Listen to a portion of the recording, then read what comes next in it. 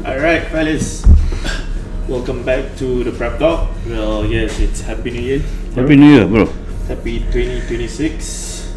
We're back again with our second edition, I would say. First edition. First edition was last year. Oh, okay. The second edition. Yeah, second edition, yeah. Second season. Yeah, second season, yeah, sorry. Yeah, so with myself, Coach Ryu and Coach Coach Sari, Sari. as you know. And yeah, still feel as our main sponsor for this podcast, and yeah, do basically drop to their socials and website to book your sessions with them.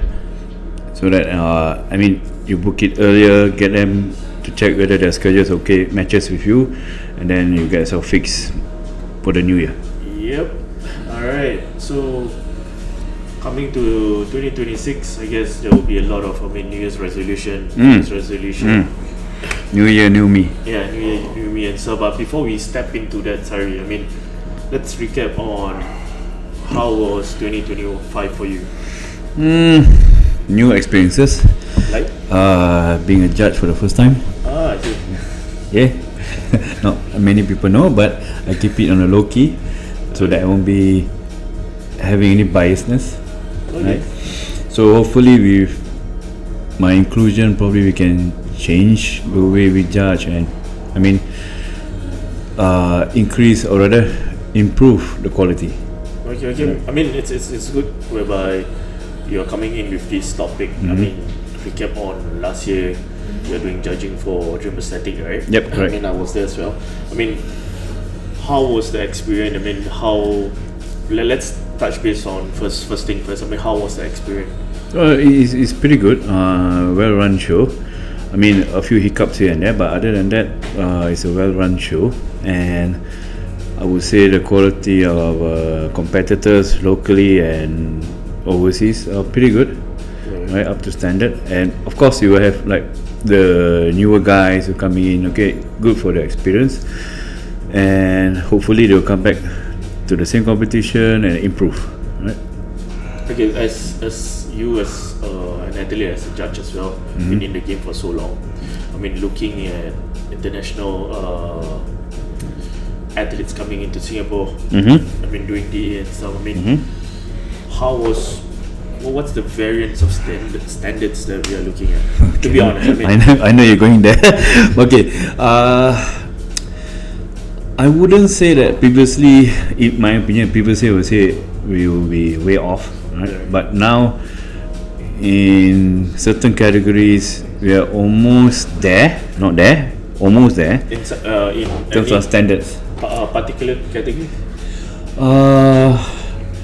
Definitely the classic physique, right? We're still far, or we're getting there. Right. The men's physique, you can do a bit more work. In terms of like muscularity, muscle maturity, and presentation. And the total quality wise, we have improved quite a fair bit from where we were. But the only thing I need to say is that probably the younger ones need to step up.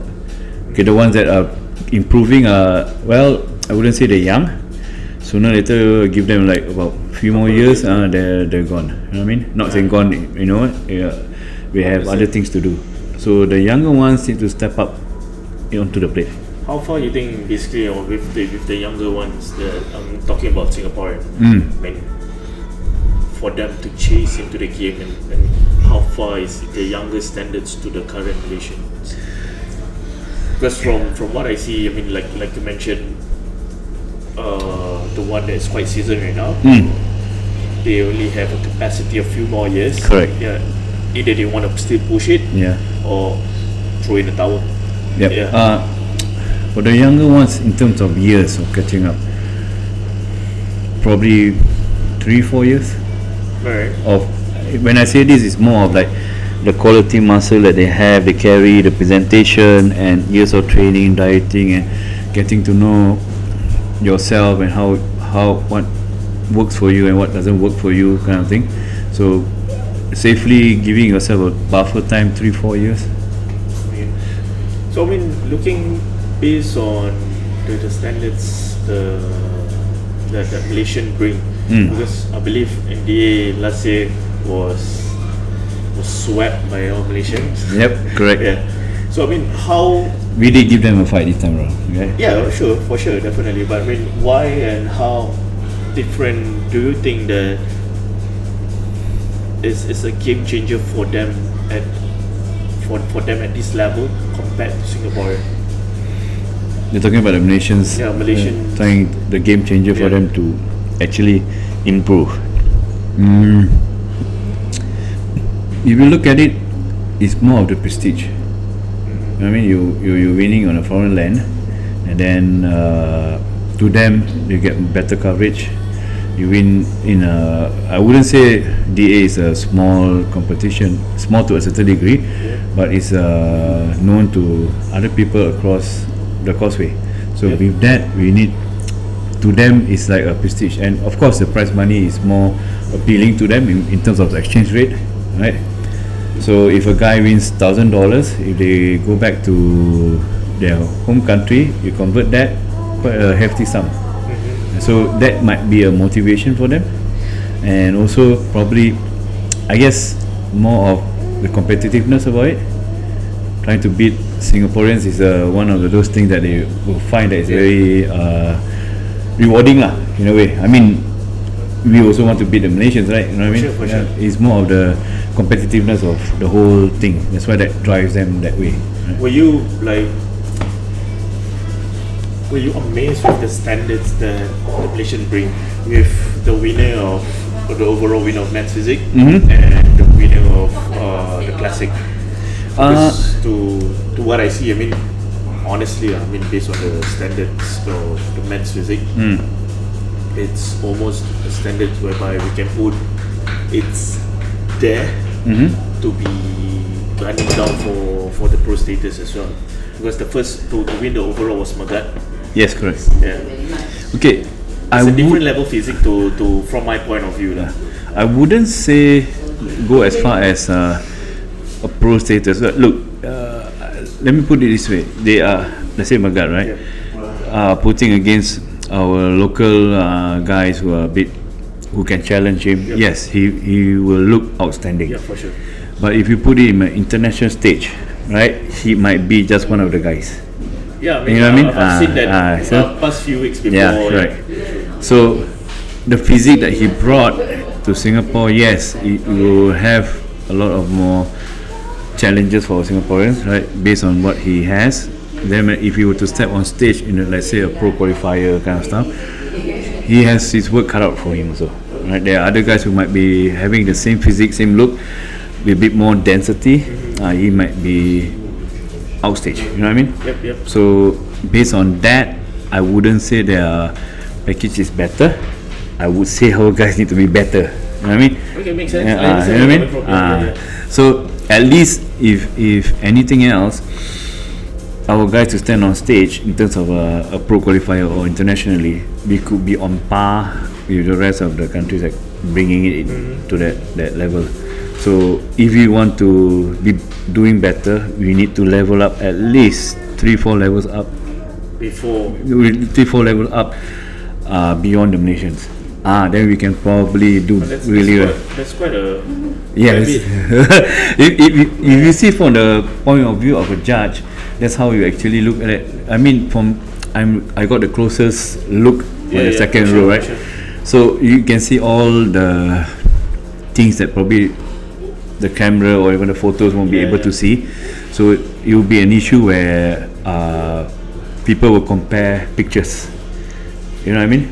So if you can get them in, like from the row where we sat, you can see the difference between Singaporeans and the Malaysians in terms of quality physique. Not saying that our guys don't have quality, we do have them, but if we compare them with the others, we need to improve a lot. For sure, yeah. I mean, because why I'm asking this is putting this on the table for our audience and for those who probably compete last year. Seeing this podcast is just for us to be more realistic and putting us on standards whereby we can improve our Singaporeans athlete to be much more better. Because if we don't have feedback and don't have you as a judge as well, and on this platform with me, giving this feedback in open. If you didn't say this and stuff, probably they wouldn't get this information. Yeah, they might be a bit more complacent. You know what I mean? Yeah. So, I would like to say, as a point of a judge, right? So, whatever you brought last year, you need to improve on that. You need to be understanding that you don't need, or rather, you better need to improve yourself, being a better package than what you did last year. Right, you might be looking at your physique. Look, I'm okay. I just stay the course and then compete again and hope for the best. But that shouldn't be the mindset. You should be at least pushing yourself a bit harder in the gym, in your nutrition, your cardio, everything. Right, so at least you improve than what you were presenting last year. That improvements, even small in terms of like probably weight gain, in terms of muscle mass, like a kilo or two, can make a big difference. 5 pounds and stuff like that will make a big difference when you stand on stage. In comparison, if you're just staying the same, and I mean, you think you have improved, or you just cruising and hoping for the best, I always tell people that, look, you improve on yourself, because the day of the show you wouldn't know who will come, who will be on stage. So it's better that you beat yourself or beat the previous you to do better. You know what I mean? True. In terms of this sport, it's always what we always want to do is to chase progression. For sure. You know what I mean? If you're stagnant, then I guess if the best case scenario is probably you might get the same medal last year, or worst case scenario, you might not win a medal at all. Yeah, true. Because I mean, I always believe like bodybuilding is progression. There's, I mean, if you're competitive, I'm saying, it's all about progression. There's nothing about maintaining. Correct. Because even though let's say you bring the same physique and you still you get a medal and stuff, for me that's not an achievement. It's based more on luck. Yes, correct. Because I mean, based on the competitors that coming correct. in. Yeah. So if one want to basically be recognized as progression, improvement, they need to make improvement from year to year. Correct. Yeah. So that's where off-season, development season is very particular in this competitive part of this sport. Yeah. Because as much as I've seen, looking at our current young generation that's coming up, I mean, I'm not saying all, but handful still in their mere, I would say,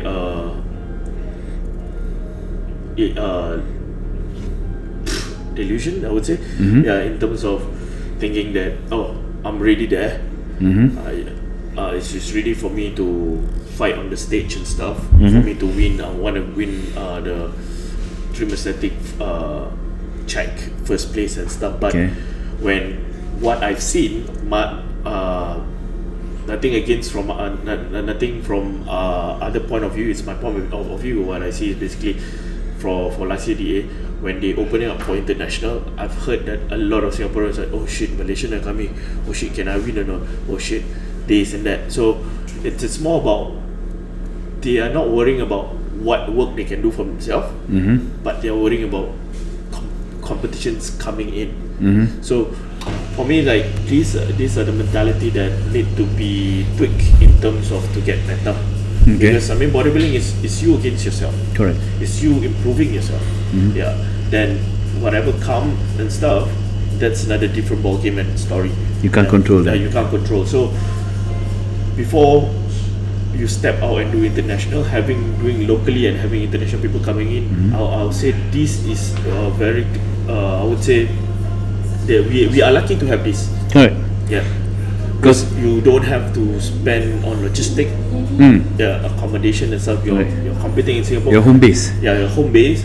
There's a lot of advantage on us that we can take away from this.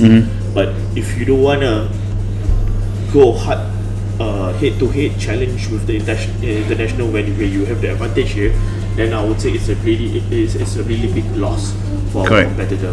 So look, if you look at anything, not just bodybuilding, right? So if you have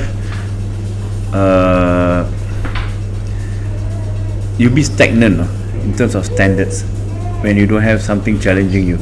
So when you have, let's say, Malaysians or any other countries coming to a competition, it will push the standards a bit higher. Yeah. So that as a competitor itself here, right, you shouldn't be taking it negatively. So you need to understand that it helps to push the standards up. True. Right. Okay, remember, I nothing against Malaysia or any other country, but coming from a third world country and they can beat us hands on. I mean, look, we are a first world country, developed country, right? I always, off camera, I always say this. I mean, I've been to Vietnam shows, Philippines, I've been everywhere, even in Australia and stuff like that, right? One thing I noticed, right, the drive, the hunger, they have it more than we. We are very, what do you call that, complacent in terms like, oh, I do this much, or definitely I will Why win. is that so though? I mean, Comfortability. You're comfortable. I wouldn't say, because we are set up in terms of our culture where let's put it this way, right? In Singapore, sorry, not in Singapore, certain news outlet in Instagram, I saw people still leave their laptop and handbags in their car while in Malaysia. It's a no-go, no? Yeah, true. No? So, because they're so comfortable thinking that in Singapore you can do that, right? They go other country, or maybe the same. No, you don't do that, right? You need to be more cautious of where you put your stuff and everything. Same goes when you're competing. You know what I mean? So these guys, I ever talked to a Vietnamese competitor. He stays in a village, you know, bro. Right? He showed me a picture of how his kampong, or rather his village gym, you know, right? You've seen those Instagram reels where these African guys with bricks and so on and so forth, they train that way, you know. Yeah, and this is they call it super novice. He never ever competed, and he looked like as if he can stand on a pro stage. Because the thing that amazed me and mesmerized me, right, is upon the team, the Malaysian team that came in, they travel. Came into Singapore like 3-4 a.m. Spoke to them. Say, we just reached Singapore this morning 7 a.m. That dedication itself, it shows something. You look at who's this guy, the Putra? Is it Putra, the Indonesian guy? The man, Chris Putra. If you look at his Instagram, right, way below, right, he was staying in a village. Yeah. And he does content creation and stuff like that. He putting himself out there to train at his home and to create this type of physique, right? And now he's staying in a bungalow. True. Yeah, look, because he has that drive. If he doesn't do this, right, he doesn't put food on the table. For us, we're complacent in that way. Right? So if for us, it's like, okay lah, I compete this as a hobby and stuff like that. And I just do what I think is the best. I mean, the most maximal effort. But to them, the maximal effort is, like, say, doing a bench press like 4 plates inside, to the point that probably his lungs will crush, or chest will have a ruptured chest or muscle, whatever not, just to get that one rep. So to say, right, because I mean currently, indirectly you're saying that we have the accessibility now. Yes, we have everything. Yeah, we have everything, right? And so should I say that we need to take back all these accessibilities for our athlete to be good? In a way, you can't do that physically, right? But exactly, the thing that the mindset need to change, right? So if you ever heard one of the time when Dorian Yates was interviewed, and the interviewer was asking him, what motivates you to do, like, say, this X amount of weight on a leg press, and or this X amount of weight to train to failure, kind of thing. Then he said, very simple. Imagine someone is putting a gun on your loved one. If you don't complete that rep, the trigger will be pulled. As simple as that. So I always say that to my guys, or anyone competing, you don't half-ass you might think that's your training to failure. No. Training to failure means your legs are shaking to the point that you see the Milky Way, on your eyes, kind of thing. Now they start the whole freaking galaxy. Yeah. I mean, you pass out and lying on the floor, probably your saliva dripping out. Whenever younger guys train with me, they tap out, and I'm like, come on, let's go. I mean, look, it's just a matter of, I guess, if you look at Ronnie Coleman, it takes a special mindset or something that really someone must have hurt him to do that amount of squat. You know what I mean? I mean, to start with, I mean, yes, I would say the hunger from losing. Yeah. He started off losing, and he hated losing to Lee Priest as well. Yes, correct. And also probably, look, if you want to go to a darker side, probably something happened in your childhood. You use that as a as a point of positive, as a positive outlet to release it. But our guys, I mean, there are guys who are really pushing it, and those are really good guys, right? But then others, they are majority. I mean, the new ones. Oh, I see this science-based exercise. I only do this enough. Too much volume. I kid you not. I heard someone say too much volume. Okay, very good. How about trying to do 50 reps of leg extension with a pretty heavy weight? You try to do that. Tell me whether there's too much volume. Yeah, I guess at this current generation, there's misuse the word of overtraining. And based on my study research and my experience training with you guys and stuff also, I mean, it's like overtraining is basically an understatement. It's under-eating. It's like, I believe no one has been to that certain point of overtraining. Even say that you go on a giant set. Even it's I believe everyone still have that capacity, that threshold to really push through it, and putting frequency to train more, and putting even like working on higher volume. It's still yet to be called overtraining. If you anyone down there still remember Charles Poliquin, right? If the younger ones don't know about him, please Google him. Right? He's the guru of like what do you call it, volume training and stuff like that. He trained Olympic athletes. There's one scene, or rather one what do you call that?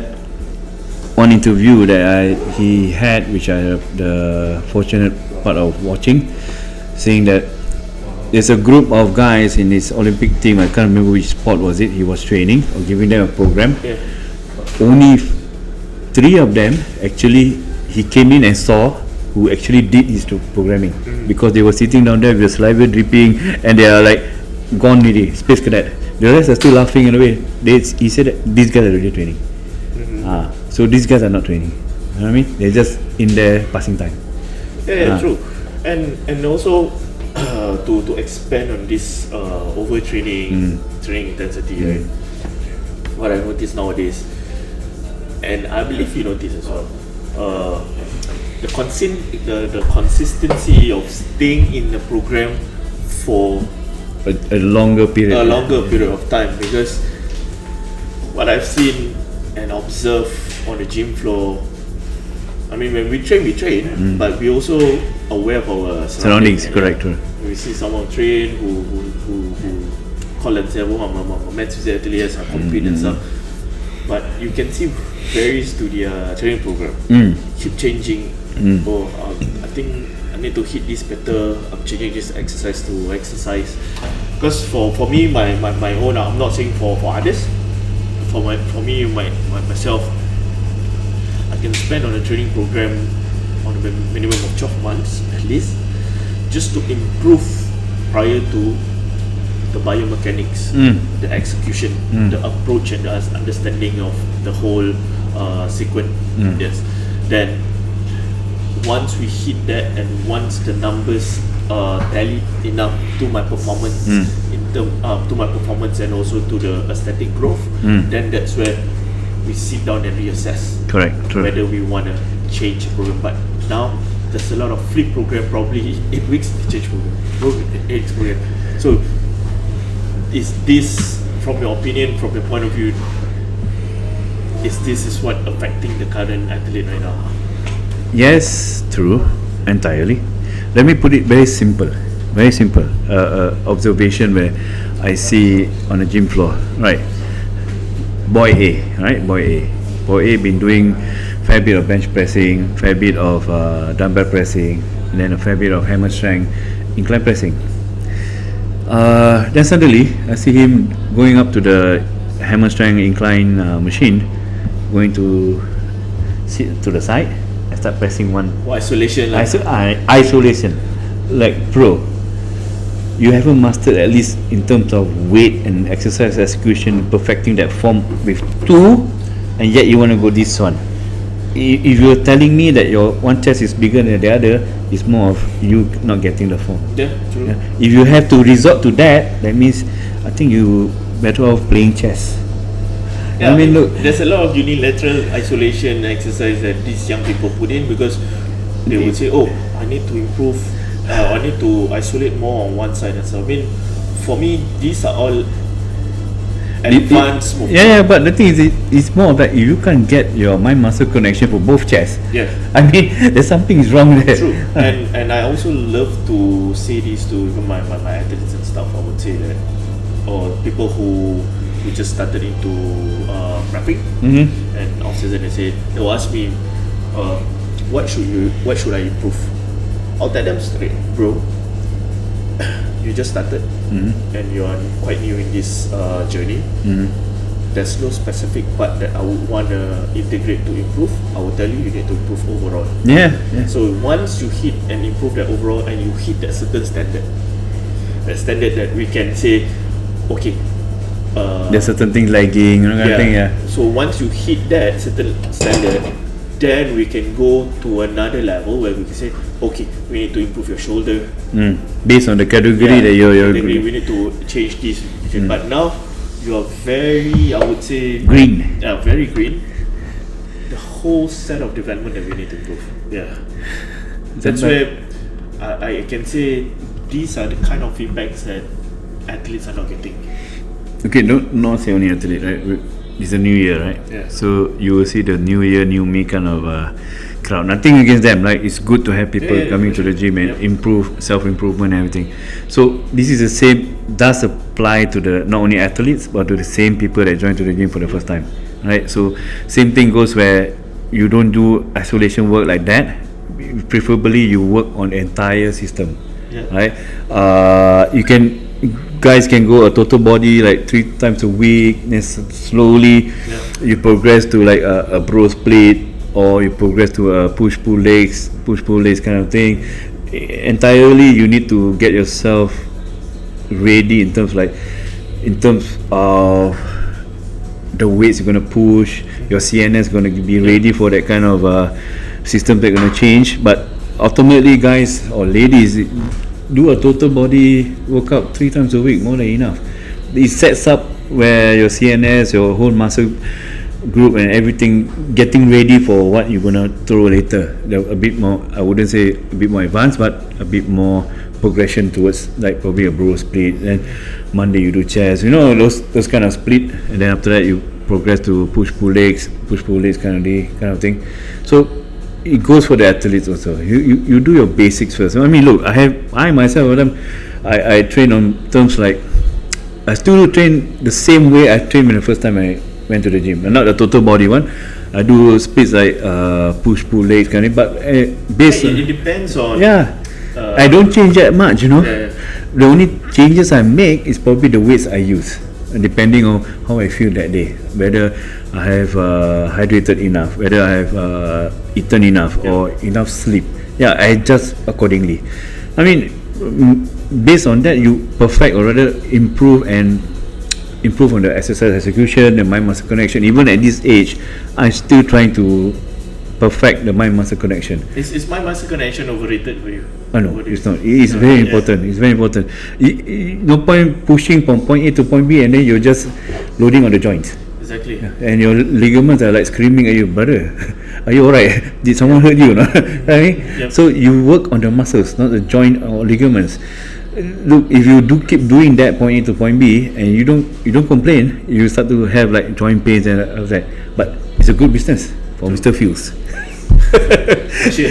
Yeah, for sure. Fields will have a jolly good time with you, right? So they, according to them, they will also advise you to train properly, right? Mind-muscle connection, right? And so I mean, there's to expand this further. Touch base on progressive overloading. What have you seen on the ground and from competitors that are competing, understanding about progressive overloading? I don't want to go to the competitor side first. Let me go to the lifestyle people. Right. Progressive overload, non-existence. Simple as that. Right. Alright. You know why? I see a guy recently. I mean, nothing against him, right? Probably everyone has. They train specifically for certain things, right? Yeah. But if you try to build biceps, right? If you keep doing 20 reps or 3 plates on a cable for 5 sets, right? I think your bicep is not growing. You're just being sore for a few days. That's it. Meaning hitting 5 sets Of 20 reps or the same weight. Still same weight and still hitting 20 reps. Yes. And that's not progression. Because I sat down and counted every set of ED. Yeah, I mean, if I have too much time. If by the end of the 5th set he still managed to execute at 20, effortlessly. That's not progression. Okay. Unless if you're using the same weight, but by the last rep, by the last set, he's hitting 11 reps. Yes, probably yes. Probably yes. That's. I was at the moment I was thinking probably he's doing FSC 7, right? No, by the time I got 7 or so, I don't think he's going to hit that 20 rep. That's why I say, like I said, I have too much time in the gym, so I sat down there and counted. So I was giving him the benefit of the doubt, but then apparently he proved me wrong. I mean, so as a lifestyle guys, look, you need to understand progressive overload, right? You don't need 5 sets of bicep curl to grow your biceps. I mean, it's possible. Yeah, I mean to a certain degree, but you need to, of course, challenge that muscle group to grow. I mean, you increase by 2.5 or probably another plate, and you try to push to failure.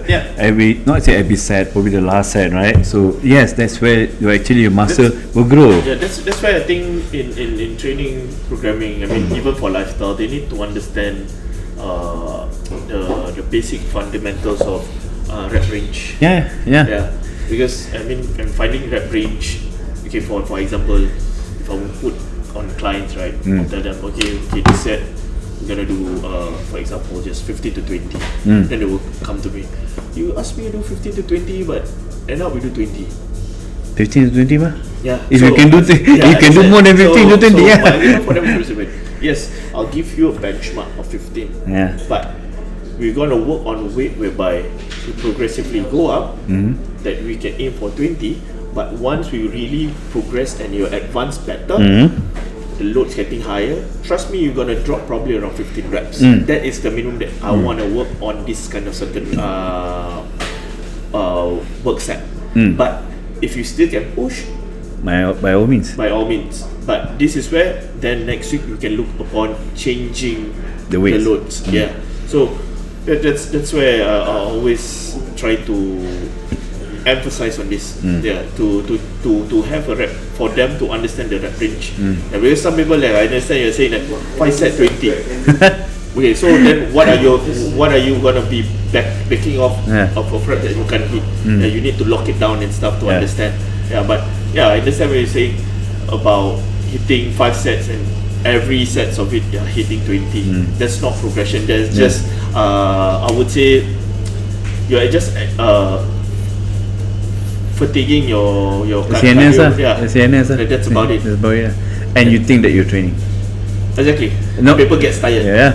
I seen this not only on a bicep curl. You see some guys on a dumbbell. Even the superset can go wrong. Do you agree with me? I seen a superset. Wait, what? How come that body part is paired with this body part? Okay, that's strange. Even a superset can go wrong. I've seen a superset. Right, this is something that I'm like, you are really fatiguing to yourself to the point where, imagine dumbbell press. Incline dumbbell press, superset with a tricep push down. I'm like, bro, primary diver burn. By the time you go back to the dumbbell press, the dumbbell pressing you. You know what I mean? I look at the fella, okay, you will learn the hard way. And then if you go around telling people, how come my tricep cannot grow? Exactly lah. Your chest died, your tricep can't even follow, or rather cannot help you, and then you fry the bugger on a tricep pull down. So what's the point? I mean, this is like what you say last. If you want to, sometimes people see from TikTok, YouTube, whatever lah, on Instagram or social media, you see influencers do this and do that. Like, look, you ask yourself, in terms of like, you need to study a bit anatomy, biomechanics to understand. If this influencer telling you to do a dumbbell chest press and then immediately jump to the tricep pull down, I'm like, something is wrong here. Yeah, they will say it's a full body workout. Oh wow, a full body workout to kill your triceps. And mind you, that tricep will not grow big, no. Yeah. Okay. So imagine you do that twice a week. Wow. Your chest not gonna get any bigger. Your tricep will not get bigger. One thing will get bigger: front deltoids. Confirm. Because when they get tired, they start to push. You know, the deltoids start to push, caving in. Yeah. So that's the problem there. True. Then they walk around like that. Yeah, upper cross syndrome.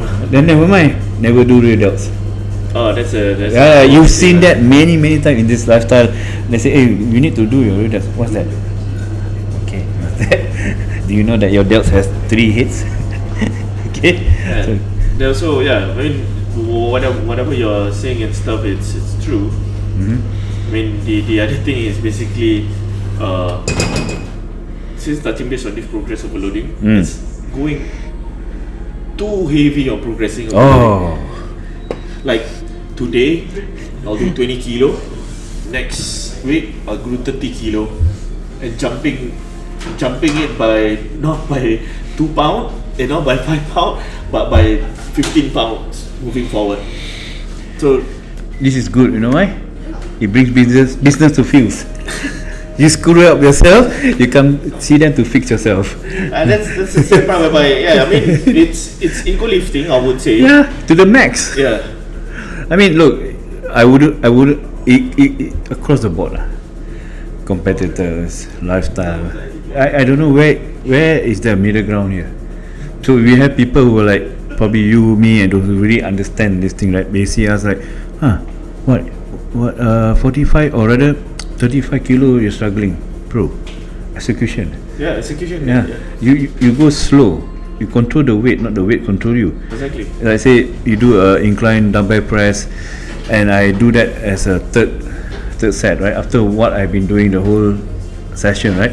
And then I might struggle a bit, and some guys look at me like, oh, you're such a big guy, and you struggle with a 35 kilo dumbbell. I do it slow. I control that rep. I want to have my muscle feel on my chest, a little bit on my front deltoids, a little bit on my triceps, fine. And then this guy come up to me next to me, grab the 40 kilo and press like as if he's chasing after the MRT station, MRT train, and there's no exercise execution. He all front deltoids, and he just bam. I'm like, good on you, bro. Good on you. You come back another month to see whether your chest grow or not. I mean, and the goals like working on too heavy, then I mean if you have that top set, then you got another heavy set. I mean if you're gonna rest longer, it's okay, but they rest too long in terms of prior to the next set, and not really finding that sweet spot to really work on it. You know what I'm saying? No, they rest too long. You know why? The phone is beside them.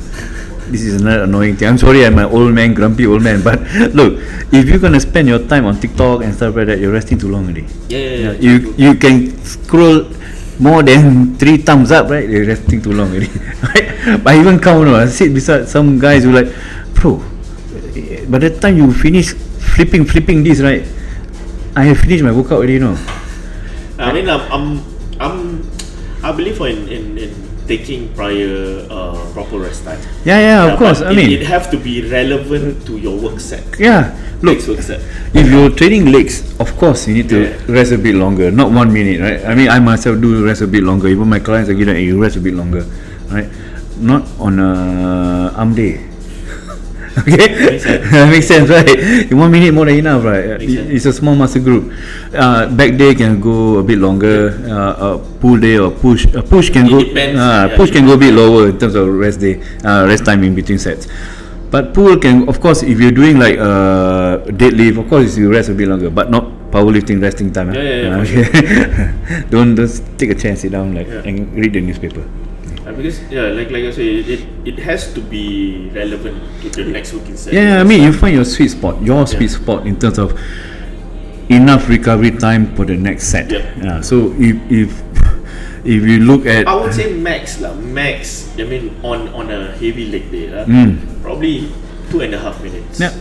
Even 3, it's fine. I think that is basically the maximum time that I'm looking at. Because if you rest too long, the lactic acid build up on your leg. By the time you go to the next set, you're sorry, my French, you're effed. You know what I mean? And then that's where actually injuries will happen. True. You might tear a muscle here and there because you rest too long. For sure.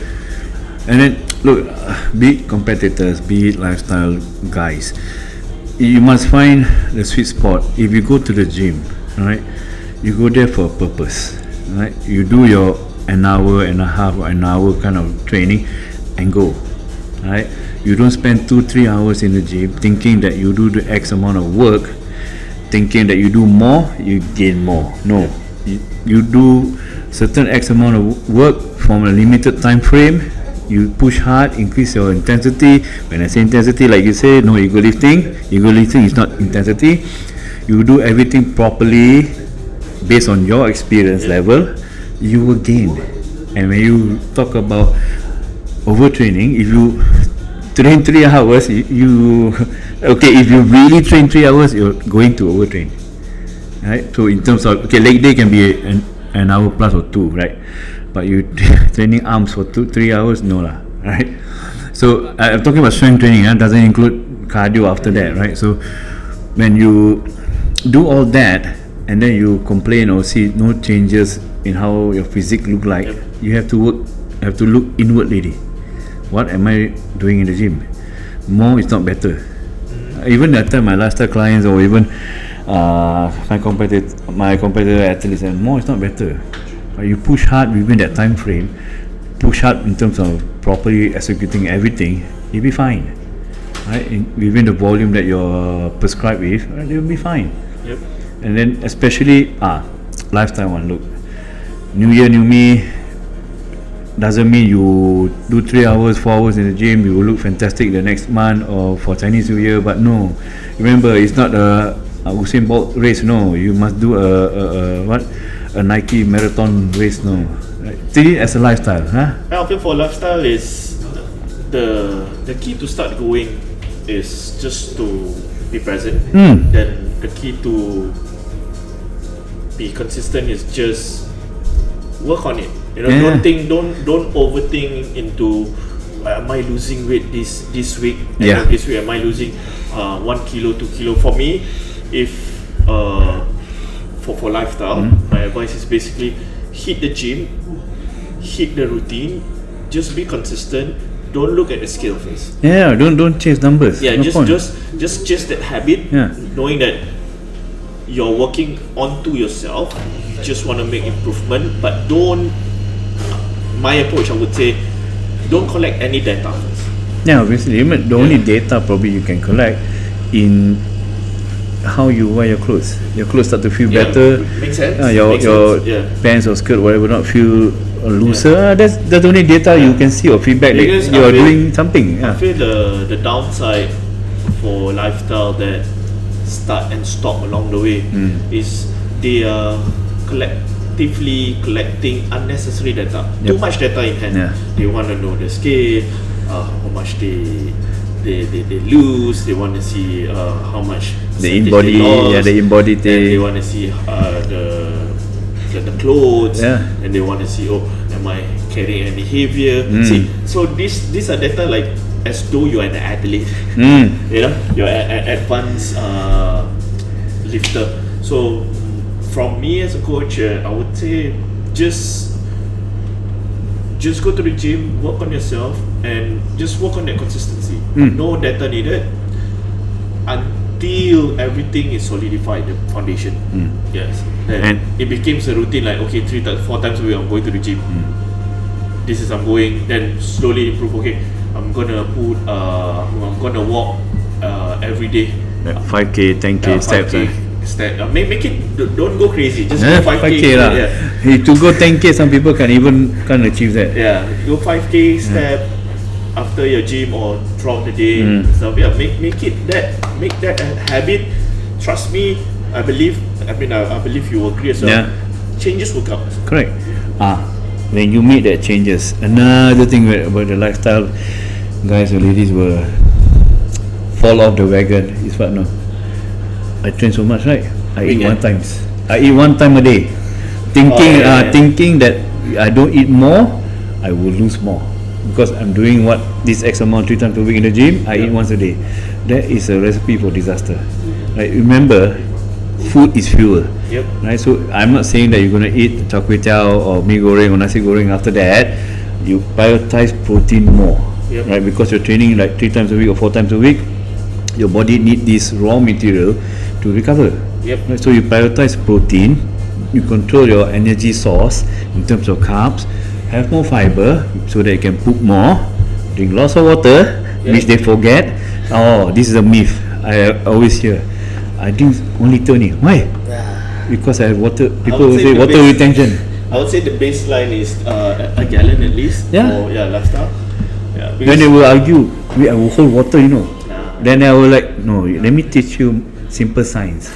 Right? You drink more water, the body see that, you will pee out. Yep. You will look leaner, and it will make you feel better. Your skin look better, your hair look better, your eyes look better. Yep. So when they start to do that, only side effect, I like to pee lah. If you cannot pee, that's another problem. I mean, that's I'm quite surprised. That is no problem, no. To them, being is a problem. Why is being an issue for some? Like, oh no, if I drink, I need to go to toilet. Then go lah. Yeah, you just go, right? Yeah. Is there anyone schooling you if you go into the toilet? Yeah. I'm like, look, I guess I'm quite surprised with when I get this kind of feedback. The thing is, okay, if you work in an office, right, the stigma is that you keep going to the toilet, your superiors or hey, why this guy keep, look, that culture need to change. People need to pee. People need to pee. They drink lots of water. If you don't drink water, it's on you, not my problem. Going to the toilet, it shouldn't be an issue. I want to pee, poop, whatever not, I still get the job done, right? Exactly. So even in the military back then, you want to pee lah. In the jungle, find a space lah. Make your own toilet there. You know what I mean? Work on yourself. Work on yourself lah. Make sure. Enough. So that culture need to change. So I mean, it has become something of a taboo even to go to the toilet to pee because you drink too much water. How can that even be a thing? So when my lifestyle clients tell me that okay, I cannot pee because hey, bro, either I find new job or just compete to HR lah. You know what I mean? That's ridiculous for one to go to the toilet and pee and stuff. But I mean, look, if you're drinking just a gallon, not comparing to us. The human body is made of 75% or 80% water. If you hold back water, it will screw up everything. So don't tell me, don't complain to me if you feel fatigued, feel tired most of the time because there's no water. Yeah, and yes, there's a lot of hydration supplement and stuff. Yeah. But don't.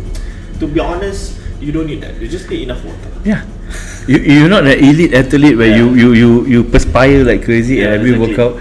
In fact, you don't sweat a gallon of sweat. No, you just. So I mean, you don't have to invest a lot or spending your money a lot in buying hydration. If you have the means to do that, that's good. Yeah. But to make it simple, just drink sufficient water. Or if you really want to have that hydration, put a bit of salt lah. As simple as that. True that. Yeah. Simple as that. So gym hack. Yeah, by working on this, making tweaks on only your minerals part or on the water part, really a game changer. Yeah, of course. Then you really see how, from my observation, my study, I believe by tweaking this water part, it changes on how you eat as well. Correct, because it has a translation to it. Yeah. Then if you probably increase the amount of water you drink, the digestion improve. Then you go to the toilet more often to poop, right? Then you'll be hungry again. Then you eat again. If you can't be hungry and you eating so much, and you still couldn't go to the toilet, means you're not drinking enough water. Yep. Right. So the key. Okay, I have a friend, or rather an ex-colleague. Yep. She can only poop once a week. And when she wants to have a child and she couldn't have a child, she went to the gynae and the gynae asked her to go for an MRI. Whole and behold, you know what happened to her body? Whole stomach, everything full of shit. then you have to do drastic things. Yeah. So because she doesn't drink water and fiber. The stool is also a key. It's toxic, it's toxic. It's a key feedback to tell that our body is responding in a way. So take note of your stool as well in terms of whether it flows or whether, just take a look lah. No harm lah, it's your own shit. Don't care about other people's shit but your own shit, right? So that's what we're covered today for this new year, new me, and recapping about 2025, about you judging and so what we want to start strong this year is basically to relay the message to all of you guys who have a very positive start of 2026 and feel very motivated. Just use this information that's coming from Sari and myself to help yourself on the journey. Don't stress. I would say don't stress too much on what kind of splits, what kind of exercise, what kind of exercise selection. For me, Sari, for my advice to them and to you guys is basically start, like I say, be present. Selection wise, don't stress. Choose something that you enjoy. Correct. Just as a start to your journey. Correct. Just train probably 3 times a week, total body. If you want to do push-ups in the gym, do push-ups. Choose exercise that you enjoy, that you think that, okay, I want to do this push-up, I want to do pull-up, and I want to do fly. Can you bicep curl, tricep curl, whatever. Just mix it up for you to enjoy, but have a decent intensity. Correct. Have a decent intensity that you can see that you are pushing yourself, you are really putting in effort and sweating yourself out. Then work on your hydration, work on your nutrition and stuff. Make it a slow step. Make it a small victory lap. And based on that, also you must understand that it doesn't. You can only take motivation so far, right? So a lot of people, I'm so motivated this year. Don't use motivation. You will die off very fast. What you need to understand is that you put small disciplines, right? Let's say early the night before, prep a meal, right? Or tell yourself, I pack my bag for the gym, right? That means you're going to work, right? So you pack your gym bag and your work bag, whatever not. Then at least it's packed. Then you know, okay, I have no excuse not to go. Right? Sometimes, I forgot to bring my gym bag. Kind of thing. So you do these small little steps, it becomes something discipline and become consistent. And you keep doing that. Sooner or later, you don't need motivation because it's part of you already. It's part of your lifestyle, and based on that, also you start to schedule your gym time around your life. And I also strongly believe that at this point of era, all of executive office and stuff have their own gym, or even have like AF on any level. Because and also some companies are putting it out there to make sure that their staff are healthy. Some of them even reimburse gym memberships. Now they can ask for invoices from probably AF. I work in an AF, so I know a few of my members will ask for invoice so that they can claim it against from the company. Isn't that something that is beneficial? Right. So make use of that. Right, the company is paying for your membership, so might as well use that. Or there are some companies, MNC one, I wouldn't say which ones, are even paying for the PT sessions. So which is very beneficial. I have a few of my clients who are from that certain company that pays for the PT sessions. So there's nothing coming out of their pocket. You make initial payment, yes, then after that they'll be reimbursed. Simple as that. No issues. So to me, motivation can take only so far. You have the discipline, consistency, and just getting yourself to the gym. Just get yourself started. Don't think too much, overthink. Don't think about getting the advanced execution or training or supplements. Don't even start. Don't talk about supplements. Don't start even about supplements. Just tighten up the nutrition. As simple as that. Right? Don't probably less of. If you want the best way, my advice is you can drop a DM on my socials and on even Sari's socials, and we are happy to help you out in terms of advice, or even if you want a tailored program coached by us, we are happy to help you guys. Yeah. Because what we want to do in this year is basically for us, when we started this podcast last year, is to help to communicate and to get everyone together and to emphasize more about fitness in Singapore. Not only competitors, not only athletes, lifestyle, everyone, every single one of us. Right? But this year, I guess we have vision whereby we want to really interact with you guys out there. That drop us a DM on his socials and my socials, and basically seek for advice, or if you really want us to work with you and engage us, please do so. We can basically share you guys with more of the details from that. Correct. That would be best, I guess. Yeah, because if you really have that drive, that new year, new me kind of resolutions burning up right now, why hesitate? Yeah. Right. Don't let it just die off. Die off and derail you off your goals and stuff. Yeah, I guess it's a good welcome episode today. Yep, correct. That we've covered and recap somehow For the new year. Yeah. So, and what I would want from you guys, viewers and stuff, I mean, do subscribe, like, and share this YouTube. Let us expand wider and bigger to our audience, and drop us in. I want to see more interactive comments whereby we want to know on how we can really improve and suits to what you guys want, and if you have any particular person that you guys want us to bring on the show, just put into the comments or DM in our socials and stuff. We would love to bring more values to our platform. Correct. Yes, not only bodybuilding stories. Yeah. We want to bring the streamline. Yep. To the major population. Yeah, the major population that can help most of you audience who are not bodybuilders who are watching this, to help you achieve your own fitness goals. Your fitness goal, or whatever obstacles that you've been facing so far. Alright, so I guess that should be the wrap up for today's episode. Our first episode of 2026. Sorry. Correct. Finally.